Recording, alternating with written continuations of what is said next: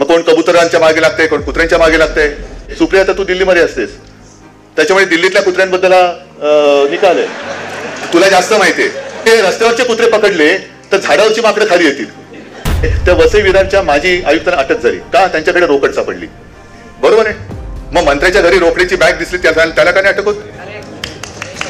त्याला का नाही अटक झाली? त्याला समज देऊन सोडून देतात, अरे अशी बॅग उघडी टाकू नको, पुढच्या वेळेला बंद केलो. मग जरा काय कुठे काय झालं, हे कसं असं कसं, हे नेहरूंच्या काळात झालेलं आहे. अमुक अमुक झालं, हे नेहरूंच्या काळात झालेलं आहे. अहो, तुमचा जन्म सुद्धा नेहरूंच्याच काळात झालाय. आता त्या नेहरूंचा काय दोष? कोणी या, मग त्याच्यात जात पात धर्म बघू नका.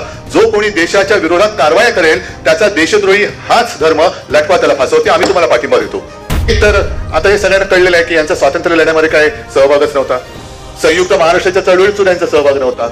हे म्हणजे असं म्हणा पाहिजे तर की आयत्या बिळावरती नागोबासारखे बसले जातात आणि लोकांकडनं दूध पाजायची अपेक्षा करतायत.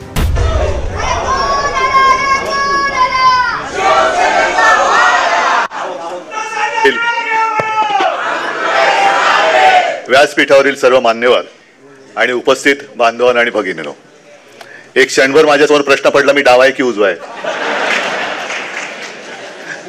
आता दोन्ही हात आपलेच असतात, त्याच्यामुळे हे डावा उजवा करण्याची काही गरज आहे असं मला वाटत नाही. मला या कार्यक्रमानिमित्ताने जेव्हा उल्काताईंचा फोन आला तेव्हा मी उल्काताईंना हो तर म्हटलंच, पण त्यांना आणखीन एक गोष्ट सांगितली की आता आपण हे दुसऱ्यांदा तिसऱ्यांदा बोलतो आहोत. हा कायदा किती वाईट आहे किंवा या कायद्याचा दुरुपयोग हा सर्वसामान्यांवरती कसा केला जाणार आहे किंवा जाऊ शकतो, हे जोपर्यंत सर्वसामान्यांना आपण पटवून देऊ शकत नाही तोपर्यंत याच्या विरुद्ध जनसामान्यातून तसा उठाव होणार नाही. आणि मग माझ्या मनात अशी एक कल्पना आली की मी मध्ये एक BBC वरती आपल्या रिबेरो साहेबांचा एक इंटरव्ह्यू पाहिला आणि त्याच्यात त्यांनी शेवटी त्या प्रश्नाला उत्तर देताना सांगितलं की हा कायदा अयोग्य आहे. आता अशी जी काही माणसं आहेत ज्यांना कायद्याची माहिती आहे, म्हणजे यांना सगळ्यांना माहिती आहेच,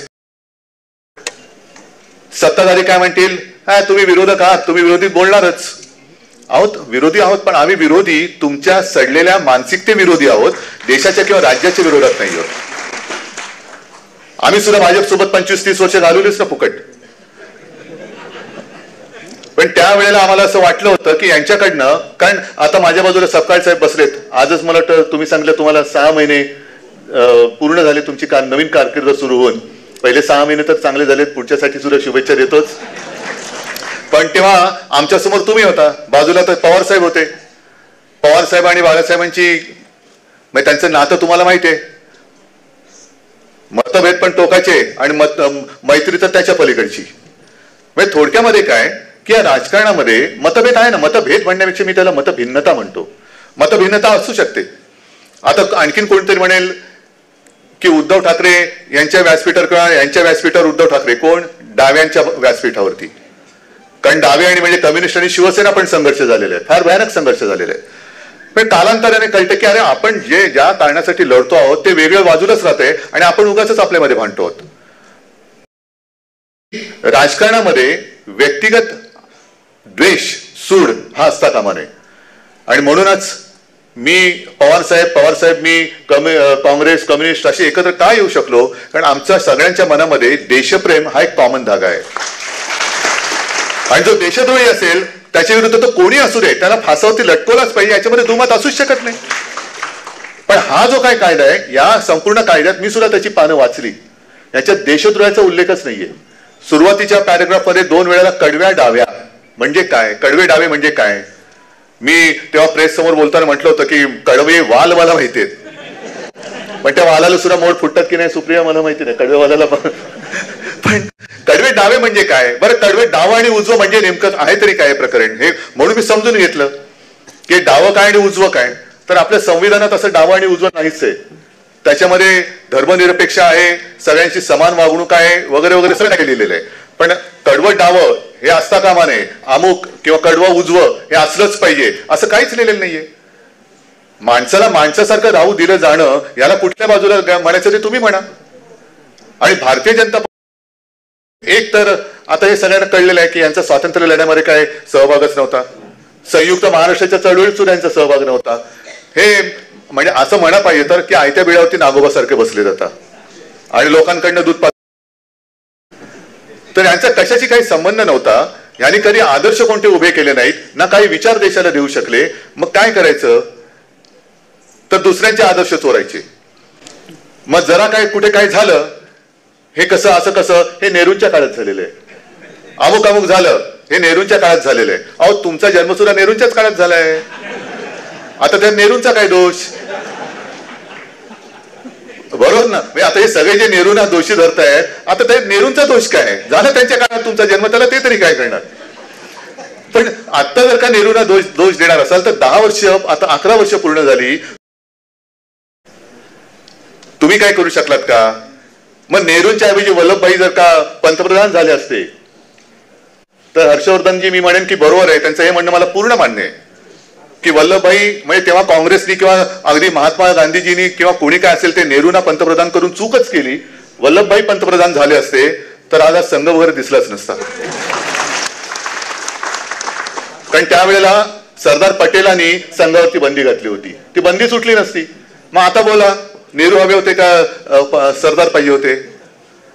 मग त्यांचा पुतळा मोठा उभा करा. मध्ये सुभाषबाबूंचा पुतळा उभा करत होते. मग सुभाषबाबूंची मुलगी मला वाटतं आता जर्मनीत का कुठेतरी राहते, तिने तिकडनं सांगितलं की अहो तुम्ही तर उजव्या विचारसरणीचे, सुभाषबाबू डाव्या विचारसरणीचे, तुम्ही कसा काय पुतळा उभा करताय. मग हे जे काही टेबल टेनिस चाललंय की दहशतवाद किंवा देशद्रोही विरोधी कायदा आमचा तुम्हाला पाठिंबा आहे. जो कोणी मग त्याच्या जात पात धर्म बघू नका, जो कोणी देशाच्या विरोधात कारवाया करेल त्याचा देशद्रोही हाच धर्म लटवा, त्याला फासवते, आम्ही तुम्हाला पाठिंबा देतो. पण त्याच्याबद्दल काही स्पष्टता नाहीये. आणि एकूण जर का बघितलं की कायदा कशा पद्धतीने हे वापरू शकतात, आज पेपरमध्ये बातमी आहे त्या वसई विरारच्या माजी आयुक्तांना अटक झाली का, त्यांच्याकडे रोकड सापडली. बरोबर आहे. मग मंत्र्याच्या घरी रोकडीची बॅग दिसली, त्याला का नाही अटक होत, त्याला का नाही अटक झाली. त्याला समज देऊन सोडून देतात, अरे अशी बॅग उघडी टाकू नको, पुढच्या वेळेला बंद ठेव. मग मला कोणीतरी विचारलं की अहो यांच्या घरातला व्हिडिओ कसा आला असेल हो. म्हटलं आतापर्यंत मी ऐकलं होतं की भिंतीला कान असतात, आता भिंतीला डोळे आले. आणखीन काही दिवसांनी भिंतीला जर का तोंड फुटलं तर मग यांची काय खरं नाही. पण हा कायदा जे आपल्याला सांगितलं जातं तुमच्या विरोधात नाहीच आहे. पण ह्या कायद्यामध्ये जो काही तुम्ही दुजाभाव करत आहात की इकडे रोकड सापडली तरी त्यांना सोडून दिलं, आणि यांना रोकड सापडली म्हणून म्हणजे तुम्ही एक पूर्वग्रह दूषित किंवा एखाद्या व्यक्तीला आयुष्यातून उठवायचंय, मग त्याला एकतर खोटं कांड करून त्याच्यात अडकवा, त्याच्यावरती असे आरोप टाका की बेलच मिळणार नाही. आणि मग न्यायालयासमोर जेव्हा ते प्रकरण येईल 1 वर्षाने 2 वर्षाने 3 वर्षाने, तेव्हा त्या तपास यंत्रणा सांगतात आमच्याकडे पुरावे नाहीत, यांना सोडून दिलं तरी चालेल. ह्याच्या आयुष्यातली 3 वर्ष 4 वर्ष काय असतील ती वाया गेल्याची भरपाई कोण करणार. आता पवार साहेब जे म्हणाले की एका व्यक्तीची तिकडे न्यायमूर्ती म्हणून नेमणूक झाली, त्याच्या नेमणूक तुम्ही कशी करू शकता, तो तुमचा अधिकार आहे. पण आम्हाला जर त्यांच्याबद्दल काही आक्षेप असला, आम्ही काय बोललो तर लगेच आमच्यावरती हातोडा बसतात ठाणकन. पण काल मी माझं आपल्या मार्मिकच्या वर्धापन दिनाच्या निमित्ताने जे काय बोललो की सध्या काय झालंय, आपलं लक्ष भरकटवलं जाते. म्हणजे लक्ष भरकटायचं, तुम्ही बसा तिकडे बोंबलत, आम्ही आमचं जे काही इप्सित आहे ते साध्य करून घेतो. मग कोण कबुतरांच्या मागे लागतंय, कोण कुत्र्यांच्या मागे लागतंय. मग कुत्र्यांच्या मागे लागल्यानंतर आज त्याच्यावरती एक नवीन खंडपीठ नेमलं गेलं असं मला कळलं, येता येता मी वाचलं. मग तत्परता ही बघा कशी, सुप्रीम कोर्टाला मी धन्यवाद देतोय.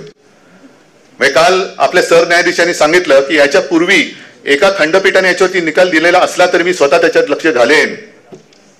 कुत्र्यांच्या बाबतीत नाही आहे बरं. त्याच्यामध्ये सुद्धा काय मेनका गांधी म्हणाल्या होत्या की जर कुत्रे पकडले, सुप्रिया आता तू दिल्लीमध्ये असतेस, त्याच्यामुळे दिल्लीतल्या कुत्र्यांबद्दल निकाल आहे, तुला जास्त माहिती आहे. मेनका गांधी अशा म्हणाल्या, अनिल पण असतो म्हणा आमचा, की रस्त्यावरचे कुत्रे पकडले तर झाडावरची माकडं खाली येतील. मग त्यांचं तसं बरोबर आहे. म्हटलं अहो ती माकडं संसदेत पोहोचली सुद्धा. आणि हे मी नाही सांगत, हे जयराम रमेश यांनी तो व्हिडिओ ट्विट केलेला आहे. व्हिडिओ ट्विट केले, नाहीतर मी कोणत्याही खासदाराचा अपमान करू शकतच नाही, इच्छित नाही. माकड खरंच एक माकड जाऊन त्या संसदेतल्या खुर्ची, संसद भवनात म्हणजे संसद सभागृहात नाही तर त्याच्यात जाऊन बसलेले. पण सरन्यायाधीश म्हणाले की जरी एका खंडपीठाने हा निकाल दिला असला तरी मी स्वतः त्याच्यात लक्ष घालेन. मग मी त्यांना हात जोडून काल विनंती केली, आज परत करतो की सरन्यायाधीश महोदय, आमची म्हणजे केवळ शिवसेनेची नाही तर या देशात म्हणजे राष्ट्रवादीची सुद्धा केस सुरू आहे. दिवसा ढवळ्या पक्ष फोडला जातोय, पक्ष चोरला जातोय. ते तुमचं शेड्यूल 10 का आर्टिकल 10 का काय त्या संविधानात आहे की नाहीये दिसतंय, ढळढळीत दिसतंय. तरी आपली सुनावणी चालू आहे. म्हटलं सुनावणी झाली तर बतावणी कधी सुरू होणार, म्हणजे बोलणं कधी सुरू होणार. चालू आहे तारीख पे तारीख. तर म्हणून मी त्यांना विनंती केली की लोकशाही तडफडते तुमच्या दरवाजामध्ये, सुप्रीम कोर्टाच्या दरवाजात लोकशाही तडफडते, प्राण सोडायला आले ती. जरा तिकडे पण लक्ष द्या. ती जर का वाचली तर कुत्रे काय माणसं, म्हणजे माणसं वाचली तर कुत्रे वाचतील. नाहीतर हा देश परत एकदा गुलामगिरीच्या दिशेने चाललेला आहे. मला जे काय दिसतंय ते चित्र अत्यंत भयानक आहे. तुम्हाला दिसत असेल, नसेल तर सांगा उद्धव तुम्हाला दिसतंय. तू हे खोटं आहे की ह्यांची वाटचाल ही हुकुमशाहीकडे चाललेली आहे. म्हणजे आज हे कायदे असे गोंडस नावाने आणतायत की तुम्हाला म्हणजे सर्वसामान्यांना वाटतं अरे आपल्याला काय नाही रे, त्यांचं ते बघतील, त्यांचं ते नाही. अरे उद्या म्हणजे मला कोणीतरी असं सांगितलेलं की चायनामध्ये, चीनमध्ये, आता माहित नाही कल्पना, पण एखादा माणूस कोणत्याही ठिकाणी कळत नकळत जर सरकार विरुद्ध बोलला तर तो 2-3 दिवसामध्ये अदृश्य होतो. अदृश्य. आणखीन एक माझ्या डोक्यात प्रश्न आता आलेला आहे की चीन हे डाव आहे का उजवं आहे? काय हो, डाव आहे ना. मग प्रधानमंत्री काय चाललेत? हा, डोवल का चाललेत? रशिया डाव आहे की उजवं आहे? मग इकडे कडवी डावी नाहीये, मग ते काय? मग तिकडे रशियाला गेलेले चालतात, डोवल रशियाला जात आहेत, प्रधानमंत्री चीनला जात आहेत, हे डावे आहेत. आणि इकडे जर कोण काय बोलले तर तुम्ही कडवे डावे. हा जो काय दुतोंडी नाही, कित्येक तोंडी कारभारांचा चाललेला आहे ना, हा कारभार देशाला हा अराजकतेकडे घेऊन जाईल. कारण जर का असे न्यायमूर्ती तिकडे नेमायला लागले, न्याय मिळायला विलंब लागायला लागला. अगदी सर्वोच्च न्यायालयाने ईडी वगैरेला कित्येक वेळा कान फटवलेलं आहे, तरी सुधरत नाहीत. मग जर का दाळ ठोकून ठोकून न्याय मिळत नाही, राज्यपालांकडे जाऊन सुद्धा अजूनही न्याय मिळत नाही, लक्ष घातलं जात नाहीये, तर मग जनतेने करायचं काय? ज्या स्वातंत्र्य संग्रामाचा आपण उल्लेख करतो नेहमी, उद्या स्वातंत्र्य दिन आहे. ते स्वातंत्र्य आपल्याला असं तसं नाही मिळालेलं आहे, त्याग करून मिळालेलं आहे, बलिदान करून मिळालेलं आहे, सत्याग्रह करून मिळालेलं आहे. आणि ते मिळवायला अनेक वर्ष लागली आणि अनेकांचे त्याच्यामध्ये हाल झालेत, अनेकांनी बलिदान केले, अनेकांची कुटुंब उद्ध्वस्त झालेत. तेव्हा कुठे हे स्वातंत्र्य मिळालं आपल्याला? आता त्या स्वातंत्र्य लढ्यातले कोणी तसे शिल्लक राहिलेच नसेल, कारण आता स्वातंत्र्यालाच 75 पेक्षा जास्त वर्ष झाली. पण ते जे कोणी आपल्यासाठी लढले त्यांना काय माहिती आपण कोणासाठी लढतो? ते देशासाठी ते लढत होते. देश म्हणजे काय? मला आठवते शाळेमध्ये एक धडा होता, देश म्हणजे देशातील माणसं, दगडधोंडे नाहीत. देश म्हणजे देशातली माणसं. म्हणजे आपण काय विचार केला असेल त्यांनी, भगतसिंगांनी काय विचार केला असेल, आणखीन कोणी काय विचार केला असेल, कोणाला त्यांनी डोळ्यासमोर ठेवलं असेल? नाही, माझा जीव गेला तरी चालेल, पण माझा देश म्हणजे माझ्या देशातल्या माणसांना हे स्वातंत्र्य मिळालं पाहिजे, म्हणून मी गेलो तरी चालेल, मी फाशी जाईन, पण माझ्या देशाला स्वतंत्र करून जाईल. आता ते स्वातंत्र्य त्यांनी बलिदान करून जर का आपल्याला मिळवून दिलं असेल तर हे स्वातंत्र्य आपण संघर्ष करून टिकवू शकतो की नाही शकत?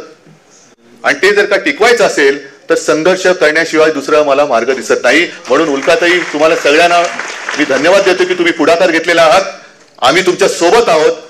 पुढे पाऊल टाका. तुम्हाला कधीही कोणाला मोकळं सोडणार नाही. तुमच्या सोबत खांद्याला खांदा लावून आम्ही या देशाच्या दुसऱ्या स्वातंत्र्याच्या लढाईत उतरल्याशिवाय राहणार नाही, हे वचन देतो.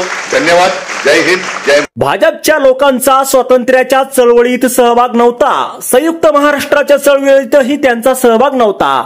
हे आता आयत्या बिळावर नागोबासारखे बसले आहेत आणि लोकांकडून दूध पाजलं जावे अशी त्यांची अपेक्षा आहे. अशी टीका उद्धव ठाकरे यांनी भाजपावर केली आहे. जनसुरक्षा कायदा रद्द करावा या मागणीसाठी विविध पक्ष आणि संघटनांची राज्यव्यापी परिषद आज यशवंतराव चव्हाण सेंटर येथे आयोजित करण्यात आली होती. या परिषदेत बोलत असताना उद्धव ठाकरे यांनी सत्ताधाऱ्यांना लक्ष्य केलंय. उद्धव ठाकरे पुढे बोलताना म्हणाले की भाजपाने कधी आदर्श उभे केले नाहीत, विचार निर्माण केला नाही, त्यामुळे ते दुसऱ्यांचे आदर्श चोरण्याचं काम करतात. मग जरा काही वेगळं झालं तर मग ते नेहरूंच्या काळात झाले असं म्हणायचं. नेहरूंना दोष देणाऱ्यांच्या हातात गेल्या 11 वर्षापासून सत्ता आहे. मग तुम्ही काय करत आहात? तुम्ही काही करू शकलात का? असा प्रश्न उद्धव ठाकरेंनी उपस्थित केलाय. काँग्रेसचे प्रदेशाध्यक्ष हर्षवर्धन सपकाळ यांनी आपल्या भाषणात नेहरूंच्या ऐवजी सरदार वल्लभभाई पटेल पंतप्रधान झाला असतं तर असा मुद्दा मांडला होता. त्यांच्या मुद्द्याचा आधार घेत उद्धव ठाकरे म्हणाले की सपकाळ यांचं हे म्हणणं मला पूर्ण मान्य आहे.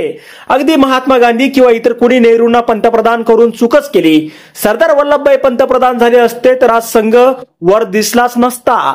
वल्लभभाई पटेल यांनी संघावर बंदी घातली असती, ती बंदी उठलीच नसती. मग सांगा नेहरू हवे की वल्लभभाई पटेल? मग भाजपाकडून पटेल यांचा सर्वात मोठा पुतळा उभारण्यात आला. मध्यंतरी सुभाषचंद्र बोस यांचा पुतळा उभारणार होते, पण त्यांच्या नातेवाईकांनी विरोध केल्यानंतर ते मागे पडले. सरकारचा टेबल टेनिस सुरू आहे अशी टीका उद्धव ठाकरे यांनी केली आहे. आता यावर तुम्हाला काय वाटतं? तुमचं मत कमेंट बॉक्समध्ये लिहायला अजिबात विसरू नका. व्हिडिओ आवडला असेल तर जास्तीत जास्त शेअर करा.